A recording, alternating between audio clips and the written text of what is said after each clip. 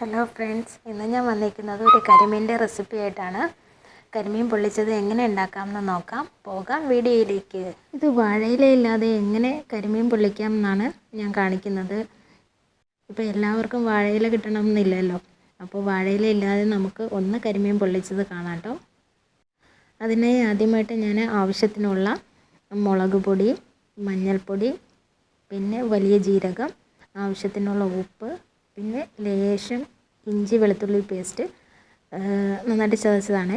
ആ ഒരു പേസ്റ്റും കൂടി ഇതിനകത്ത് ഇട്ടിട്ട് നമുക്ക് നന്നായിട്ടൊന്ന് ഇളക്കി യോജിപ്പിച്ചെടുക്കാം. അതിനുശേഷം ഈ നമ്മൾ കരിമീൻ വരിഞ്ഞ് വെച്ചിട്ടില്ലേ, ആ ഒരു കരിമീൻ എടുത്ത് ഇതിലേക്ക് ആഡ് ചെയ്ത് നന്നായിട്ട് തേച്ച് പിടിപ്പിക്കണം കേട്ടോ.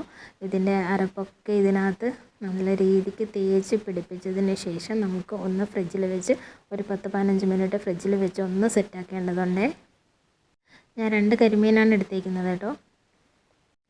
ഇത് ഞാൻ ആദ്യമായിട്ട് ഉണ്ടാക്കുന്ന റെസിപ്പിയാണ് കേട്ടോ. ആദ്യമായിട്ടാണ് ഞാനിത് കരിമീൻ പൊള്ളിച്ചത് ഉണ്ടാക്കാൻ പോണത്. കഴിച്ചിട്ടുണ്ട് എന്നല്ലാതെ ഉണ്ടാക്കിയിട്ടില്ല ഇതുവരെയ്ക്കും.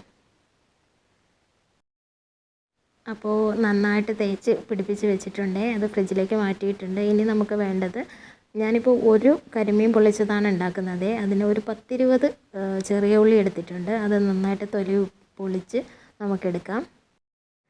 അതേ, ഞാൻ ചെറിയ ഉള്ളി തൊലിയൊക്കെ കളഞ്ഞെടുത്തിട്ടുണ്ട് കേട്ടോ. ഇനി നമുക്ക് വേണ്ടത്, അടുത്തായിട്ടൊരു ഫ്രൈ പാൻ അടുപ്പിൽ വെച്ച് അതിൻ്റെ വെള്ളമൊക്കെ പോയതിന് ശേഷം നമുക്കൊരു കുക്കിംഗ് ഓയിൽ ഒഴിച്ച് കൊടുക്കാം. അതിലേക്ക് നമ്മൾ കുറച്ച് കറിവേപ്പില ആഡ് ചെയ്യണം. കുറച്ചധികം ആഡ് ചെയ്താലും കുഴപ്പമൊന്നുമില്ല.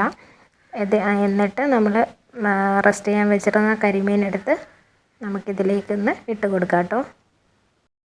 കരിമീൻ്റെ പേര് പോലെ തന്നെ അതിനെ കരിച്ച് കളയരുത് കേട്ടോ. അതിന് വേണ്ടിയിട്ട് തീ കൂട്ടിയൊന്നും വിട്ടേക്കരുത്, ആദ്യമേ പറഞ്ഞേക്കാം. ഒരു മീഡിയം ഫ്ലെയിമിലിട്ടിട്ട് വേണം നമുക്കൊന്ന് ഇതിനെ ഫ്രൈ ചെയ്തെടുക്കാനായിട്ട്. പിന്നെ ഈ ഒരു മീനിലേക്ക് ജിഞ്ചർ ഗാർലിക് പേസ്റ്റ് കുറച്ച് മാത്രമേ ഞാൻ ആഡ് ചെയ്തിട്ടുള്ളൂ കേട്ടോ. ഇത് കുറച്ച് കഴിയുമ്പോൾ ഉള്ളിയൊക്കെ വാട്ടുന്ന സമയത്ത് അതിൻ്റെ കൂടെ കുറച്ചുകൂടി ജിഞ്ചറും ഗാർലിക്കും കൂടെ ഇടേണ്ടതുണ്ട്. അതുകൊണ്ടാണ് ഈ ഒരു അരപ്പിൽ ചെറുതായിട്ട് മാത്രം ഇട്ടത് കേട്ടോ. മീൻ ഒരു സൈഡ് വെന്ത് കഴിഞ്ഞിട്ടുണ്ട്. ഞാൻ മറച്ചിട്ടിട്ടുണ്ട് കേട്ടോ. കുറച്ചൊന്ന് റിസ്ക് ആയിരുന്നു എനിക്ക് മറച്ചിടുന്ന കാര്യത്തിൽ. അതുകൊണ്ടാണ് ഞാൻ ആ ഒരു വീഡിയോ കാണിക്കാത്തത്. പിന്നെ ഇനി വേണ്ടത്, അടുത്തായിട്ട് ഞാനൊരു ഫ്രൈ പാൻ അടുപ്പിൽ വെച്ചിട്ടുണ്ട്. അതിലേക്ക് കുറച്ച് കുക്കിംഗ് ഓയിൽ ഒഴിച്ച് കൊടുത്തതിന് ശേഷം ഈ മാറ്റി വെച്ചിരുന്ന ഉള്ളി, ചെറിയ ഉള്ളി ഇതിലേക്ക് ആഡ് ചെയ്തിട്ടുണ്ട്. ഇത് നന്നായിട്ട് മൂത്ത് വരണം. ഞാനാണെങ്കിൽ ഇത് ചതയ്ക്കാതെ ഇടുകയാണ് ചെയ്തത്. ഈ ഒരു ചെറിയ ഉള്ളി ജസ്റ്റ് ഒന്ന് ചതച്ചിട്ട് ഇടുകയാണെങ്കിൽ അത്രയും നല്ലതായിരിക്കും. അതിനുശേഷം നമുക്ക് ഈ ഒരു ഉള്ളിയൊക്കെ വാടിയതിന് ശേഷം നമുക്ക് തക്കാളി കൂടി ആഡ് ചെയ്യേണ്ടതുണ്ട്. ഞാനിപ്പോൾ ഒരു വലിയൊരു തക്കാളിയാണ് ആഡ് ചെയ്തിരിക്കുന്നത് കേട്ടോ.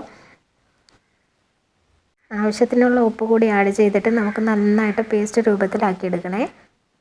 ഇനി ഈ ഒരു പേസ്റ്റിലേക്ക് ഞാൻ അല്പം മുളക് പൊടിയും മഞ്ഞൾപ്പൊടിയും ഒക്കെ ആഡ് ചെയ്തിട്ടുണ്ട്. കുരുമുളക് പൊടി കൂടി ആഡ് ചെയ്തതിന് ശേഷം നമ്മൾ നന്നായിട്ടൊന്ന് ഇളക്കി യോജിപ്പിച്ചതിന് ശേഷം ഈ ഒരു മീൻ ഫ്രൈ ചെയ്ത് മാറ്റി വെച്ചിരുന്ന ഈ ഒരു മീൻ ഇതിലേക്ക് ഇറക്കി വെച്ചെടുക്കണം കേട്ടോ.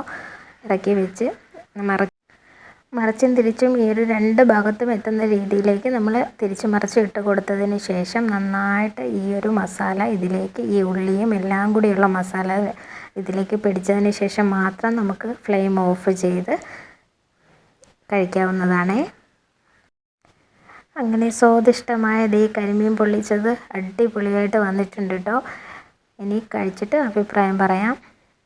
ഇതുപോലെ വാഴയിലയൊന്നും ഇല്ലാതെ ഈ ഒരു റെസിപ്പി ട്രൈ ചെയ്ത് നോക്കിയതിന് ശേഷം നിങ്ങൾ ഫീഡ്ബാക്ക് അറിയിക്കണം കേട്ടോ. വീഡിയോ ഇഷ്ടമായ ലൈക്ക് ചെയ്യുക, സപ്പോർട്ട് ചെയ്യുക. Okay, by.